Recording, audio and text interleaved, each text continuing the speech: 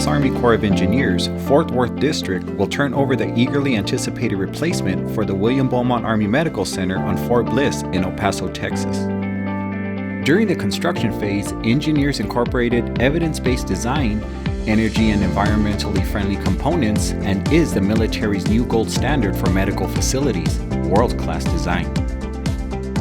Engineers put patients first, constructing private patient rooms that include a space for family members.